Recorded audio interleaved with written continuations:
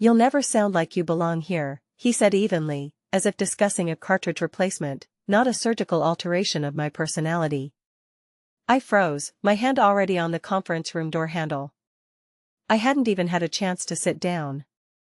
The meeting was minutes away. My hair was neatly styled, my blazer impeccably pressed, my notes meticulously arranged, but apparently, none of it mattered. Walter Jenkins, the HR director and corporate soul crusher, had decided my accent clashed with the company's image. No yelling, no insults, just a punch to the gut. A smile, a casual sip of coffee, and that phrase, chilling in its simplicity. I'd heard more offensive words. At home, they said my voice was a blend of steel and velvet. Here, it sounded like a system error. He continued, calmly flipping through my documents as if I were a defective instruction manual.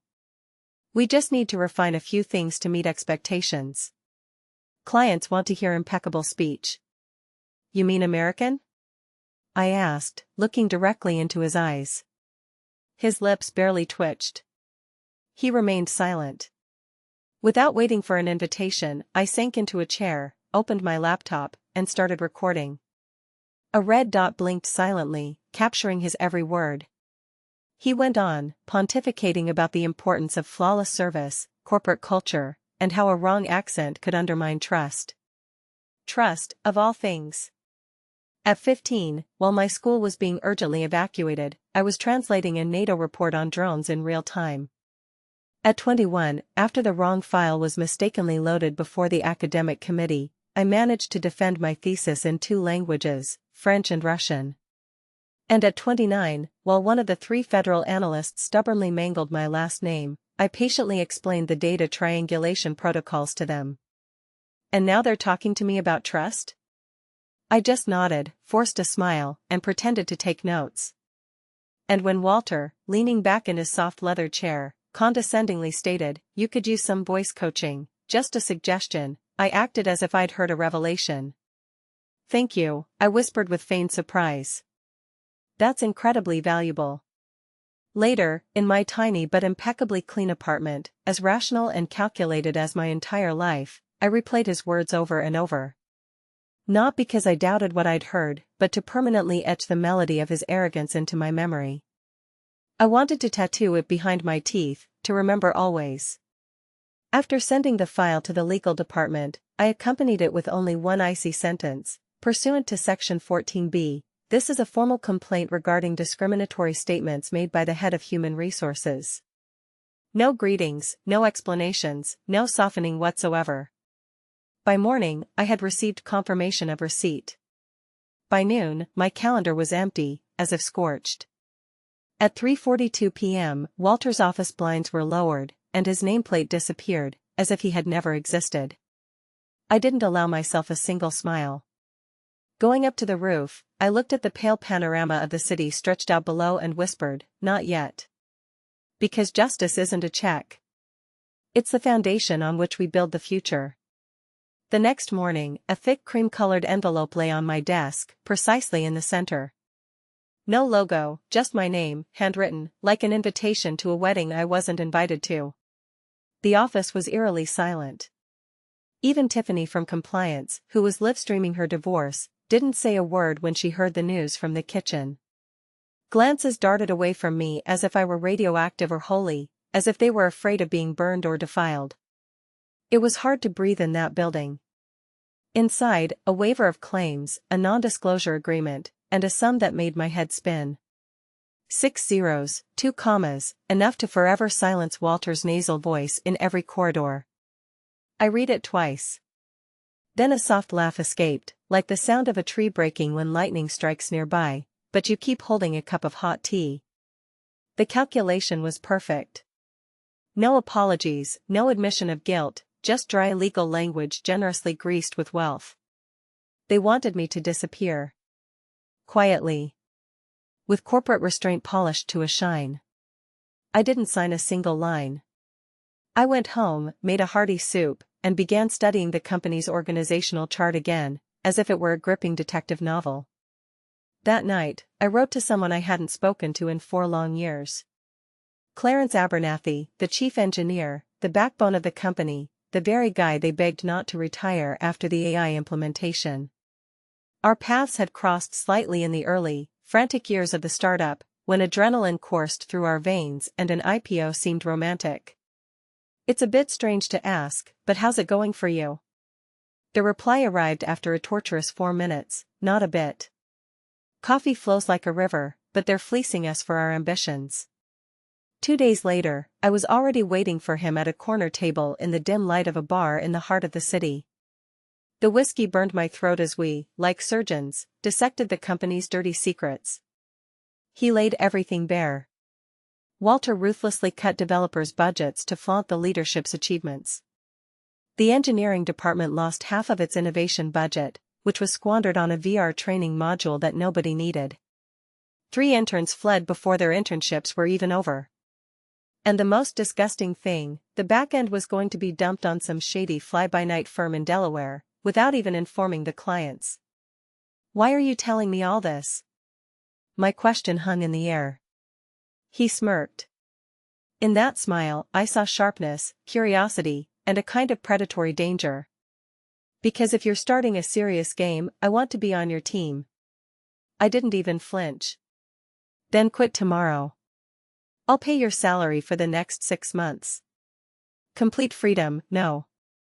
"What are we going to do?" I leaned forward, never taking my eyes off him. "Build that version of this company that doesn't have to apologize for hiring people like me." He stared at me as if I had held a lit match to a gas can. Then, through gritted teeth, he said, "Deal." And so, I held in my hands not just a severance package. I had a weapon of revenge. My resignation fell on them like a car alarm blaring in the middle of the night. Loud, sharp, flaunting everything they had stubbornly tried to ignore. Clarence didn't send a 2-week notice. No polite emails. He walked into the meeting room on Thursday morning. Waited for that annoying Walter replacement to finish his tedious speech about alignment initiatives and snapped, "I'm leaving. Right now. And in 6 months, you'll understand why." With those words, he left, taking his favorite potted plant, his old hoodie, and all the company thoughts that hadn't yet evaporated from his head.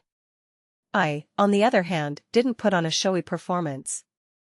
My revenge matured quietly, patiently, with the crystal clarity that only deep humiliation can provide. They thought the problem was the outward polish, the voice that was too sharp for their prim gatherings. They had no idea that this voice had its own plans. Plans that wore bright lipstick, drank strong black tea, and had a memory worthy of an accounting ledger. By noon on Friday, I was holding the tax ID number, like a key to a new life for my consulting firm. Exact Systems, a name measured to the millimeter, sounding sharp and even a little frightening, detached enough to sow a seed of unease in the minds of competitors. By Monday, I had an office, tiny, ascetic, but squeaky clean, on the 17th floor of a building lacking a reception desk and with terrible parking. The perfect place for those who value confidentiality above all else. Devon pulled off the impossible, deploying the entire IT infrastructure in just 2 days, a cloud protected like a fortress, encrypted so that any hacking attempt was doomed to failure. We weren't just poaching employees. We were seeking out those who were already tired of their old lives, those who were drifting in search of a better harbor. Engineers, data compliance analysts, a couple of brilliant UX designers, all of them were scarred by corporate wars they were forbidden to talk about. We offered them 3 things: a priority on remote work, absolute transparency in pay, and complete intolerance for narcissistic, self-absorbed executives. By the end of the 3rd week, we were fully staffed. And by the 5th, we had our first clients. On a gray Wednesday morning, I found the first contract in my inbox. A logistics AI firm desperately needed to replace its regulatory compliance service provider. And who was our current provider? Fluxra. I stared at the name in the table as if a ghost of the past had appeared before my eyes, begging for peace. Not a trace of gloating, not a hint of a smile. Just a dry reply: "We are ready to start on April 2nd. We guarantee tighter deadlines, multilingual support, and a human touch in every point of the protocol." The contract was signed within 36 hours. And the next day, we poached their junior developer to complete the migration. And that's when things got interesting, because she brought something valuable with her. An old work phone that no one had bothered to wipe. And in its depths, a recording. Not mine, not Walter's, but someone higher up. Someone's voice, oozing arrogance and power from a conference room, said, "Let's be clear. We don't need your inclusivity metrics if we just stop hiring foreigners." The date was 6 months before I arrived, 6 months before they turned my voice against me. I listened to the recording twice. Then made a copy and smiled genuinely for the first time in weeks. Now I held not just revenge, but real leverage. The audio file sat on my desktop like a cocked gun, silent but threatening deafening consequences. That night, I immersed myself in its sinister silence again, not so much to clarify, but to try to capture the moment of peak evil concentration. The voice belonged to Beatrice Sterling, the COO, a LinkedIn feminist icon, and a regular at diversity and inclusion discussions. The same woman who relentlessly posted saccharine infographics about supporting colleagues on their way to the top, while ruthlessly elbowing anyone who had the misfortune of being born with an accent or ovaries. And here she was, captured by a treacherously sharp corporate camera. "We don't need inclusion metrics if we just stop hiring foreigners." A burst of laughter. And then Walter's voice, a board member. He called it accent phasing. Accent phasing. They had a name for it, as if it were a product, a feature, a diabolical innovation. I wasn't overwhelmed with rage. Tears didn't choke me. I just brewed myself some mint tea and dragged the file into an encrypted folder with the eloquent title "The Last Nail." The next morning, I met with Finley, our legal counsel, a gentle and affable man, but one who handled lawsuits like a virtuoso with a violin. I played him the recording. He didn't flinch a muscle. When it was all over, he leaned back in his chair and said, "So, you have 2 options, either cash in or bill them." I raised an eyebrow. Why not both? A satisfied smile touched the corners of his lips. That's why I agreed to this meeting right away. We started this game quietly, like a strategic chess match. My first move was a message to Fluxra's legal department, disguised as a courteous warning. Our firm plans to bid on several contracts with suppliers currently served by Fluxra. In the spirit of professional transparency, I feel it necessary to offer a confidential dialogue before public proceedings damage your reputation. The translation is simple: either settle this amicably, or I'll give you a bloodbath. The response came instantly, within an hour. "We propose a call." I cut it off. "I prefer written communication. It's safer for everyone." 2 days later, they gave up. They offered double the initial compensation, plus a non-compete clause. They naively believed that I just wanted to leave, that the whole story was just a matter of wounded pride, not a thirst for power. That's the miscalculation of people like Beatrice and Walter. It never occurred to them that someone like me might not just sit at the table, but turn it upside down. And so I issued them my ultimatum: forget about my money, tear up the NDA, nullify the non-compete agreement, and pay me to consult on your upcoming diversity audit. The reaction was immediate. It couldn't be otherwise. To back up my words, I attached a transcript of the audio recording, emphasizing, "for internal use only, unless required in court." No threats, no claims, just a statement of fact. The next day, I got what I wanted. And 3 days later, I crossed the threshold of Fluxra headquarters. Not as a former employee, not as a cautionary tale, but as their external consultant. The security guard hesitated and asked again. I just nodded curtly. Same photo on the pass. Same face, but with a different attitude. Beatrice was absent, on vacation.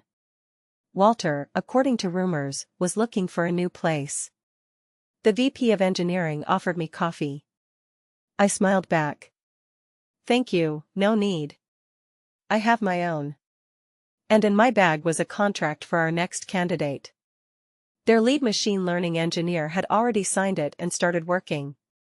Why did she leave? She said she couldn't pretend everything was okay anymore. And that was before she saw the recording.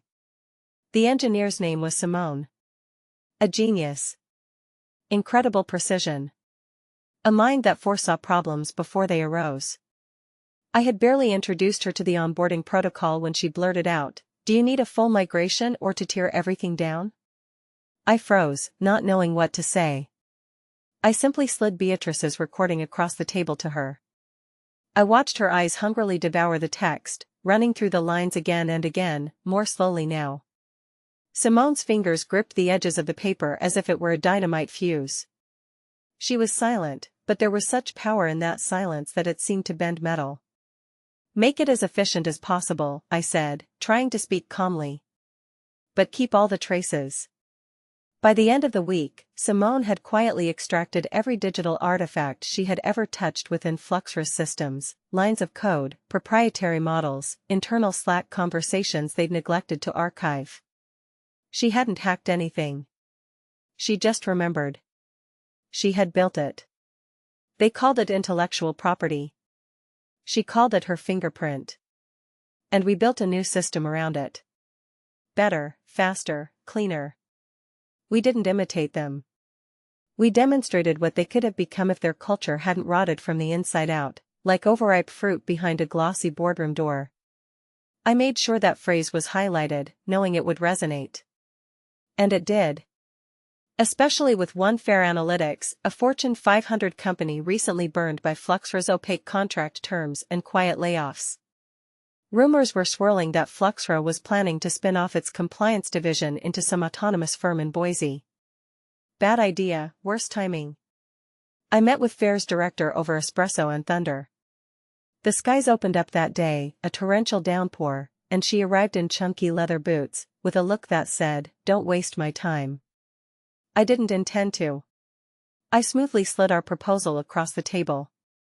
Our entire model is built on absolute internal transparency, multilingual accuracy, and robust backup logs. No shell companies, no offshore surprises. A living, breathing human face behind every workflow. She raised a skeptical eyebrow. "You used to work with Fluxra, correct?" Not a question, a statement. 3 weeks, she clarified, without taking her eyes off the document. Enough time to see what they were trying to hide. And now I'm turning their blind spots into your profit.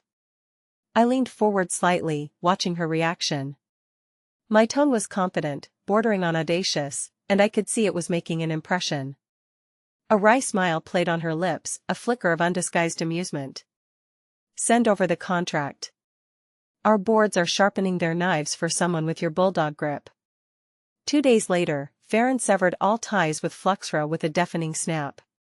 Their CTO released a strained statement about strategic realignment, but anyone who knew the industry knew they'd been outmaneuvered, badly. The Fluxra Slack channels descended into a digital hellscape. Screenshots flew around like sparks from a bonfire. One VP wrote in desperation, "This is what happens when we dilute the accents. We dilute the talent." Another chimed in, "These execs are eating us alive." And we handed them the silverware on a platter. I remained silent but sent a lavish gift to Fluxra's newly orphaned team of interns. For monumental volumes of accented speech research, each meticulously wrapped in matte black paper, embossed with gold foil. Inside the first volume, I left a handwritten note, "Your voice isn't the problem. Their ears are." For the next 6 months, we didn't have a single free day. Revenue doubled, and our client list became a sinister parody of their own investor presentation. But it wasn't about the money. It wasn't even about the pride. It was about who got to call the shots now. Who finally won this corporate war. Because the next invitation came from Fluxra's chairman himself. And there wasn't a single plea for mercy in his email. Mercy dripped from every word. Subject line, urgent private consultation. No corporate fluff, no marketing spin. Just a digital SOS from a weary old man. Martin L. Carrington, chairman of the board at Fluxra, had maintained an icy silence throughout the entire debacle. The kind of silence easily mistaken for mere detachment, until you remembered this was the man who controlled voting shares in 3 of the largest defense contractors and once fired a CEO mid-transatlantic flight. His message was as concise as a gunshot: "We would greatly appreciate your discretion and expertise regarding the recent attrition of valuable personnel and instability of our client base. Let me be frank. We underestimated the cultural war, and we are incurring significant losses." Incurring significant losses? That's what he called it. Not racism, not a rotten corporate ethic. Not the systematic sidelining of anyone who spoke with an accent, had an original thought, or pronounced their vowels wrong.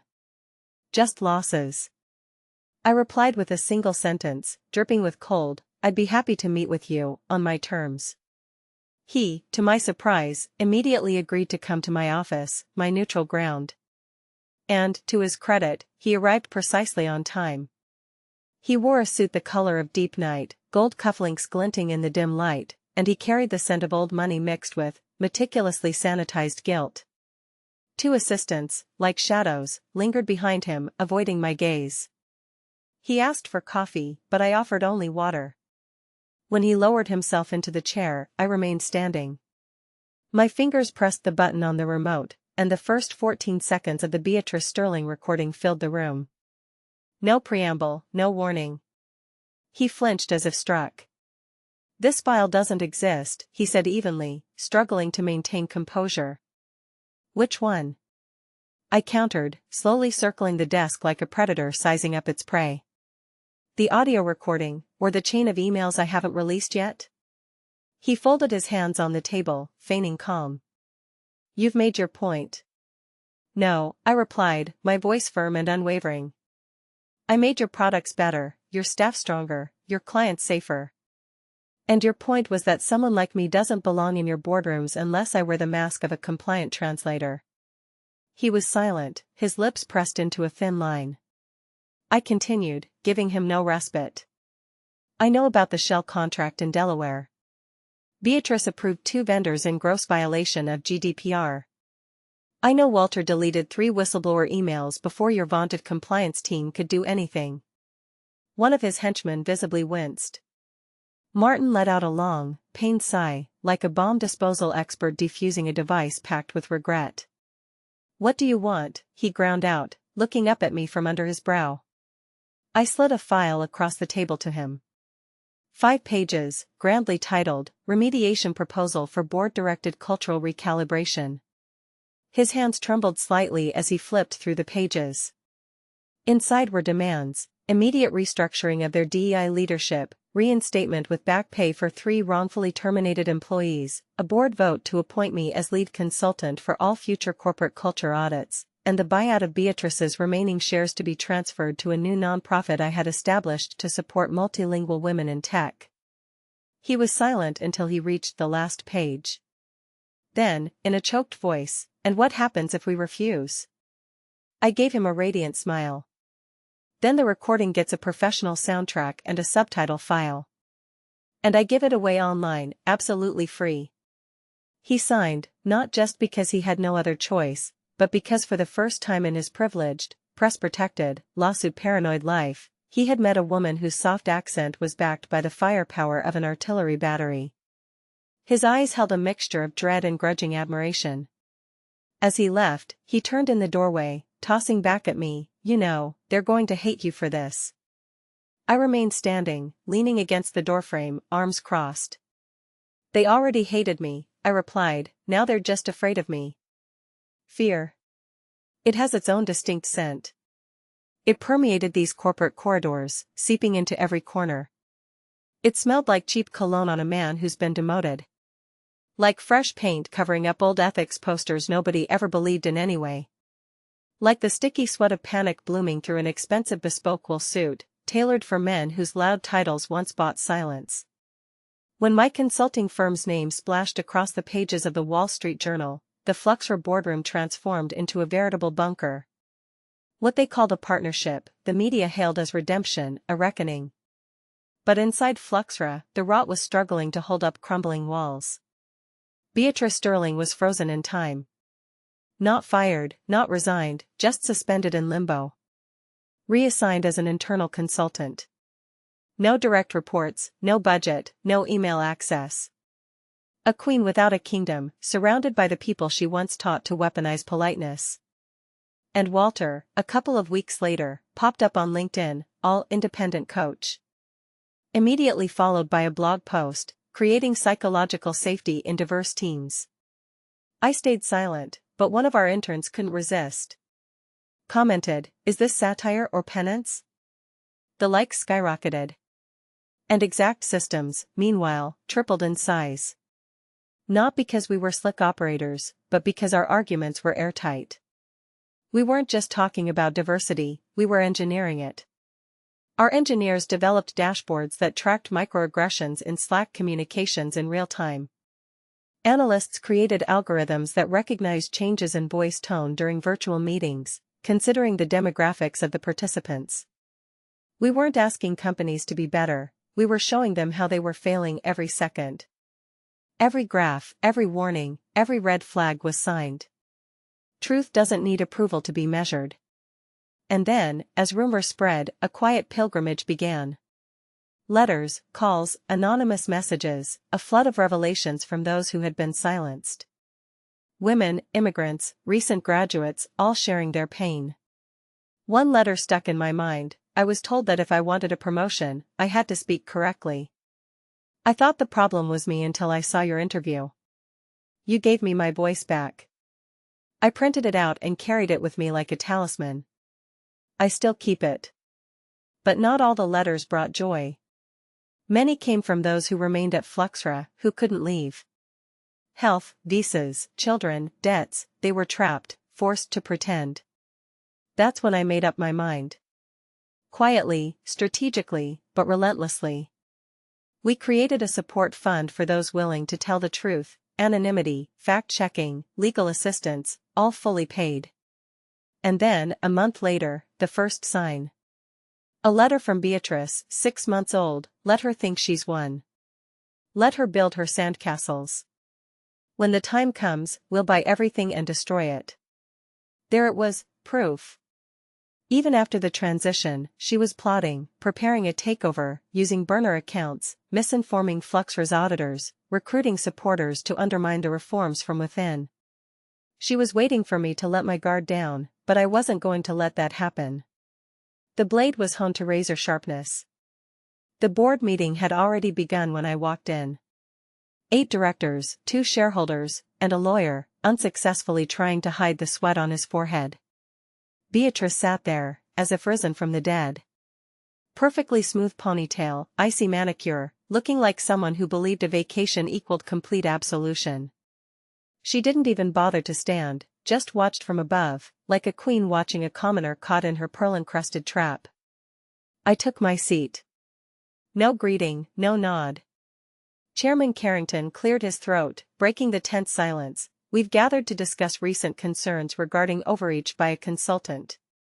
Without waiting for him to finish, I pushed the printed letter across the table. No envelope, no preamble. Just the subject line, typed in a pathetic 12-point Arial font, betraying her confidence in victory. The smile didn't falter on Beatrice's face, but a telltale nervous twitch ran beneath her left eye. One of the directors noticed it. Read the letter. Another leaned closer, peering at the text.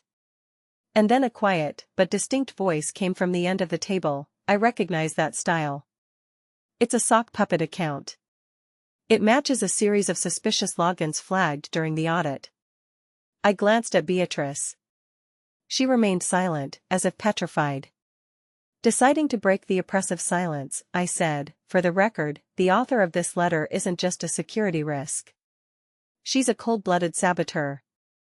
Under the guise of internal reorganization, she cleverly manipulated internal audit reports, incited employees to deliberately miss regulatory compliance deadlines, and even attempted to use private equity funds to secretly acquire our consulting firm. I paused briefly, allowing my words to sink in, emphasizing that this was, in essence, corporate espionage. The room noticeably cooled. Beatrice shot to her feet, her eyes blazing. You have no authority here.